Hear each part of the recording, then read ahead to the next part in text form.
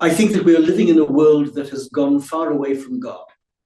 And it's become a world that God never intended it to be. This is not what he created the world to be as it is now. A world that has separated itself from him. And I think that part of the culture that greatly disturbs me is not atheism or secularism, but militant secularism, militant atheism. In other words, secularism which can't bear the possibility that religion should be allowed to exist. It's one thing for a person to say, look, I don't believe in God, but I respect you to have your belief. That's not the problem we're facing. The problem we're facing is a secularism that is determined to wipe the name of God out if it can. And I see this in England especially. England has become militantly against God. You can't mention God on any of the British media. You can't. They don't want you to talk about God. And I've seen people literally getting cut off by the media the moment they start talking about God. To be a Christian or a Muslim or a Jew or any believer in the West now is becoming increasingly difficult because there's a real persecution. And in this case, it's a persecution of being pushed to the side and regarded as unimportant in society. So people struggle. People really struggle.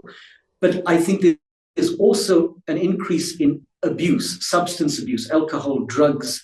And I think that abuse extends into other areas too, like social media, where people's lives have become absolutely fixated and dominated by social media. They get all the information from that, and their whole life is spent living in a parallel universe of social media that doesn't actually exist. I think that we are in serious problem. I think that there's a great deal of anger in the world.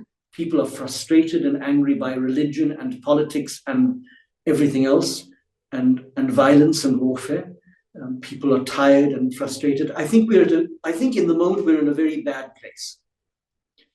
It's never without hope, but I think we are in a very bad place. And I think what we're seeing happening at the moment in Gaza, the fact that Western humanity has barely bothered about it, barely protested, is almost the death of Western humanity for me. That you could watch that sort of thing unfolding and try to excuse it as though it wasn't that important.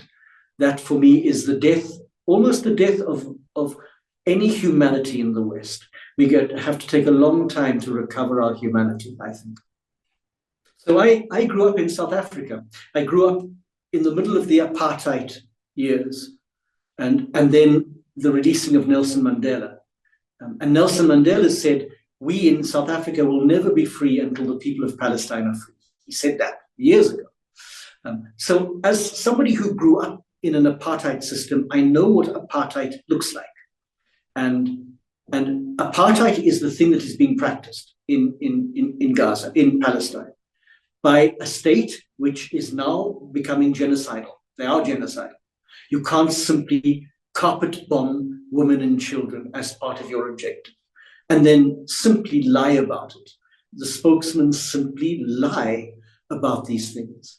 Now, I don't agree with any group, whether it's Hamas or Hezbollah or the Israeli army killing women and children or harming women and children. So the action of Hamas against women and children, perhaps rather than against a military target, that's debatable. We need to talk about that. That's a big problem for me.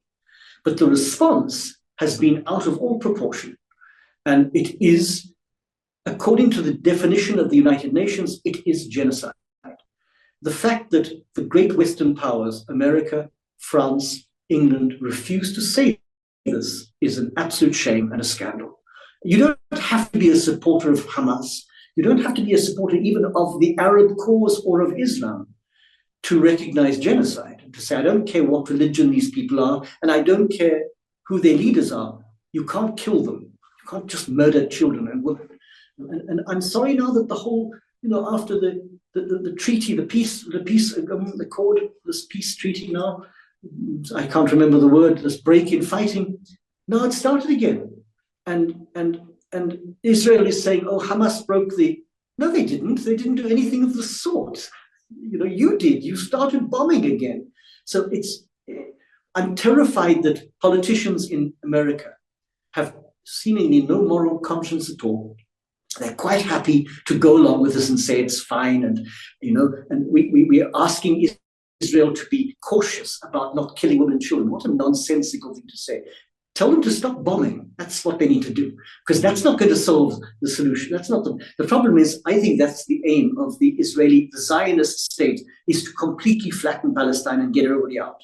I think that's their aim, and it's been their aim from the beginning. And I'm not a genius, but I can see that. I don't know how other people can't see that. That it didn't begin on the 7th of October. The 7th of October was just part of a long struggle. I'm just sorry that women and children were involved. I think that's always a bad thing. That's never a good thing.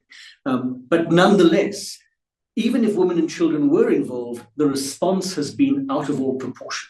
And you're quite right. This did not start in October. It started way back in 48, even earlier perhaps. And it's been going on since then. And again, as a South African, I know what apartheid looks like because I lived through it. I was a member of the South African society that practiced it. I know what it looks like, and I know it when I see it, and it's what I've been seeing.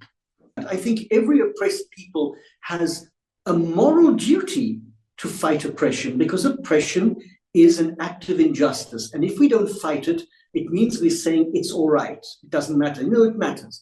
Every oppressed people, no matter who's oppressing them or what's oppressing them, has the moral duty to rise up against oppression. And if, unfortunately, and I stress unfortunately, that sometimes means military rising up or some sort of armed struggle, then it has to be that. We had it in South Africa. We had an armed struggle in South Africa. The black community had to rise up against the minority white community, and violence occurred. We know that it did. I lived through it. I saw it happening. And nobody wants to justify violence. But if you are oppressed and you have reached the last resort and nothing else works and nobody's helping you, then you have to do what you have to do. And I think it's a moral duty.